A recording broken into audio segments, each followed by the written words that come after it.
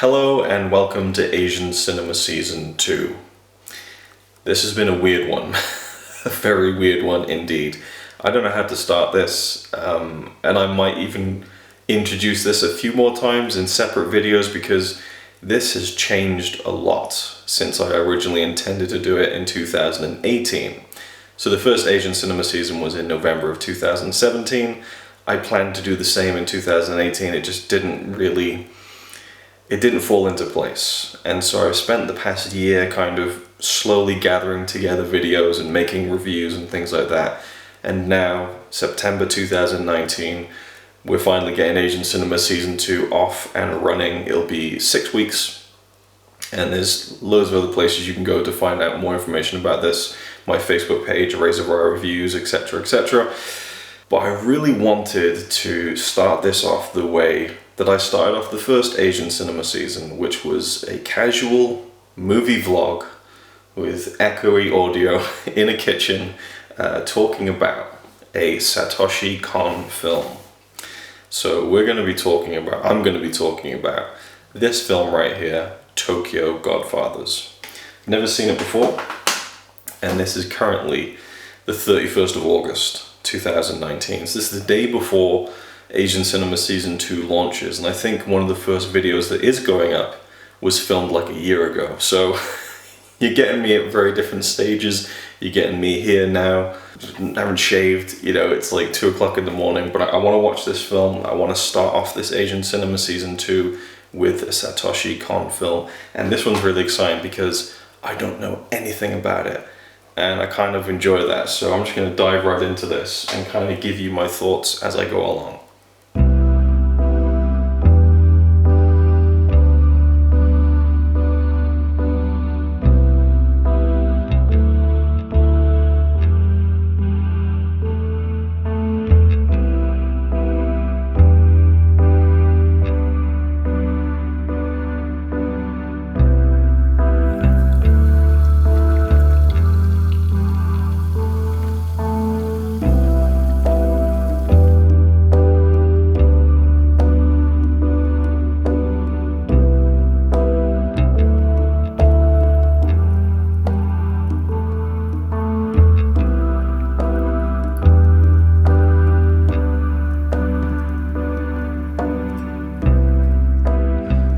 About set to get cracking on with Tokyo Godfathers.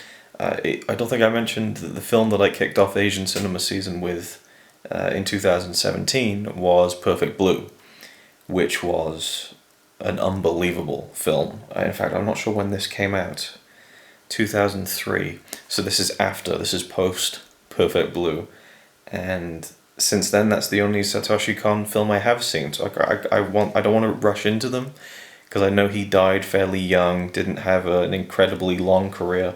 I think the other one is Millennium Actress that I'm aware of. And maybe Paprika, did he do that as well? I'm not sure, to be honest. But I'm really excited to check this out, purely based on how strong his storytelling was, his visual storytelling was in Perfect Blue. And if even just a little bit of that has eked its way into this film, I think I'm going to be in for something pretty special. I hope so, anyway. I mean, it might be the one that everyone thinks is like his worst film. I have no idea, but going in completely blind like this is sometimes really fun.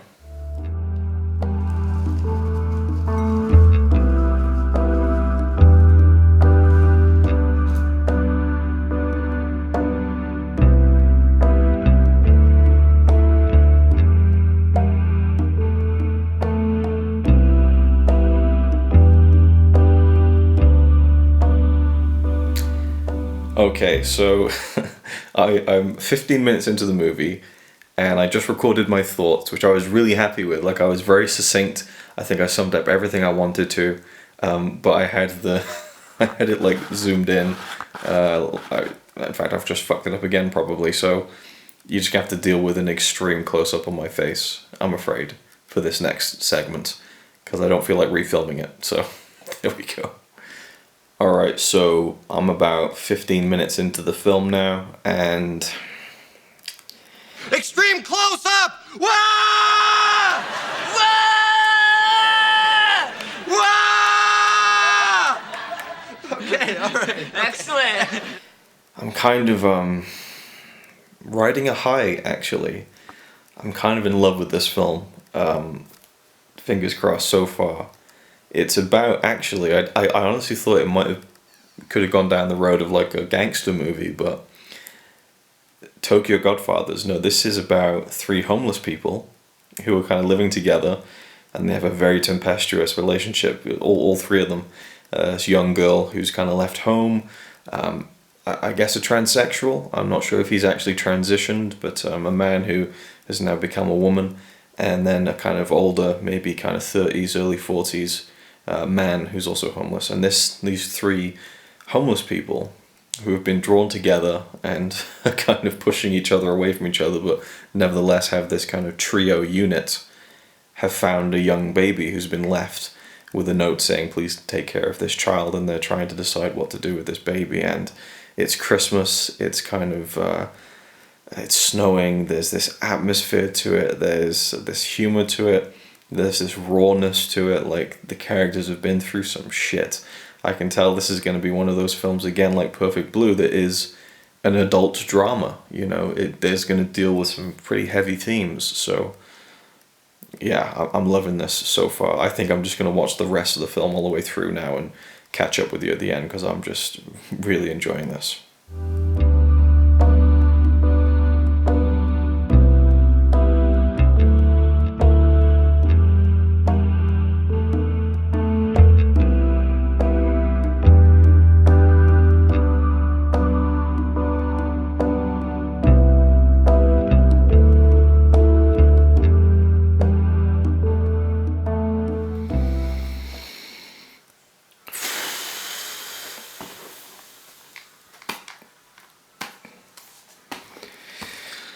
Alright, done with Tokyo Godfathers.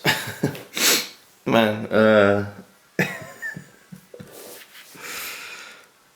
that was emotional. For some strange reason. I don't even know where to start with that, actually.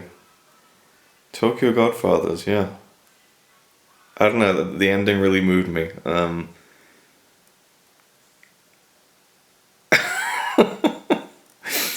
I fucking love this film.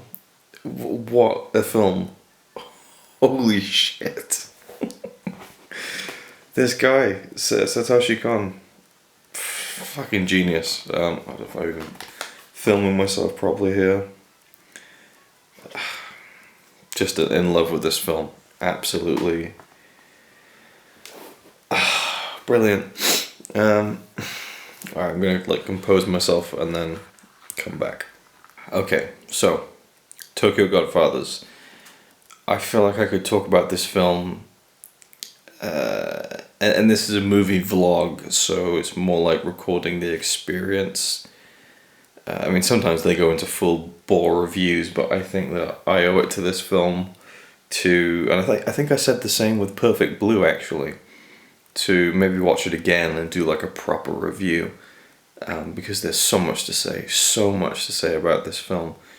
These three characters that we follow on such a journey as they try and take this young baby back to his parents, and the bond the three of them have, and it's so like tempestuous, as I said before, but heartfelt, layered, complex, believable, relatable. And this film's hilarious. This is such a fun. It's a comedy, but it's a tragic comedy drama. It has these real moments that kind of took my breath away, and even just the plotting, the way, the kind of, it's not even mystery, but there's all these little moving parts to there is a mystery to it, I suppose. The mystery of who is this baby's parents and why did they leave their child, in a garage basically, or just in a junk pile. And that mystery gets slowly unfolded as the film progresses in surprising ways, and there's a real theme of fate and coincidence. And there's some holy shit moments in this film where I literally was like holding my breath, the edge of my seat stuff, and there's the final kind of dramatic moment of the film, this really tense sequence. I was just like crawling out of my skin. I was so like into it. And then the final moment, this big kind of flourish to end the sequence, the sound drops out completely. And I just welled up with tears because it was such a, and the way that it was, like, I was going to say shot then, but the way that it was drawn and coloured and the sound coming out. I mean, this is just a master at work here. Satoshi Kon, the way that he put this film together. And I'm a bit at a loss for words, I think, but I kind of loved everything about it. It didn't live up to expectations because I didn't really have any. I guess I did because Perfect Blue was so great. I think I prefer this to Perfect Blue. I think Perfect Blue might be a better film, a bit more of a complex film, and an interesting one. And I would say that this film is actually fairly predictable in terms of broad strokes, but some of the kind of little surprises that came along were just like, wow. Like, I was really surprised and so engaged with this film. I loved every second. This is one of those films where you're just like, this is why I love movies. This is why I love films. It's just one of those moments that I'm never going to forget watching this film for the first time because it's an unforgettable film. Looked amazing. I loved every frame of it. It's not kind of bright and pretty and beautiful, but there's a beauty to kind of the darkened alleys and the side streets and the neon signs of shops at night. A lot of it, this film takes place at night, but the coincidence, the happenstance, every little part of this story of these three people trying to bring this kid back home, and the way they get split off and splintered apart and come back together again, and you're just like, oh God, it does everything I would want a film to do, and part, when I say it might be a bit predictable, I think that's part of the film's charm in terms of how it plays with the idea and theme of coincidence. There are these coincidences in the film that aren't there as this kind of like, well, this is nice and neat. It's very much addressed in the sense that one of the characters is like, this is the baby who's kind of causing these coincidences. This baby is a gift from God, and we're kind of seeing these kind of things fall into place because of this child who is a light that has entered their lives. And and it was so funny, like the timing and the editing and just the way that these jokes would come in and just click and be hilarious. I laughed out loud plenty of times, but it doesn't feel like it's beating you over the head with trying to be a comedy. It very naturally fits in. The animation of these characters, it can be very over the top, very cartoony, and then it can be very realistic and very relatable and emotional and impactful. And this is a great film. So I think I'm going to leave it there. There's so much more I could talk about with the film, and yeah, I'm kind of in love at the moment. And even with just seeing 2 films from this guy, one of my favorite directors, I think. And I know his filmography is kind of tragically short, but definitely need to seek out the other ones. And I don't know, I could see this being an all-timer. I could see this being a film I watch all the time, like, once a year, every year kind of thing.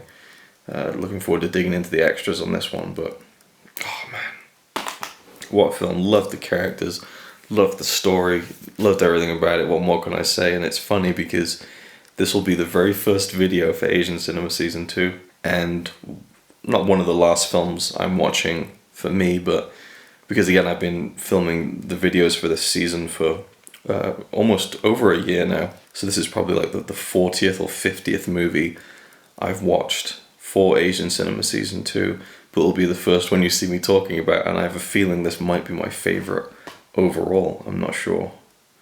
But I still have, there's many films I've yet to actually watch, so there's still 6 weeks for me to kind of get into that. Anyway, I'm going way off track here. I'll leave it there, I think. Tokyo Godfathers, if you haven't seen it, please check it out. And I'm going to go to bed with a big smile on my face. There's moments of the film where I was just smiling, you know, which rarely happens. It was just such a feel-good movie, but also a movie that just hits you in the chest, you know. God, it just makes you fucking care about these characters, and then it takes you on this journey with them. I couldn't have wanted any more from this. So, thank you for watching. I hope you enjoyed, and I'll see you in the many, many, many videos of Asian Cinema Season 2. Cheers. It's alright by me. Apart from the fact he throws cans of Carlin into a tree. Yeah, he's really cool. Yeah, he's really cool. But he's not quite as cool as you. 'Cause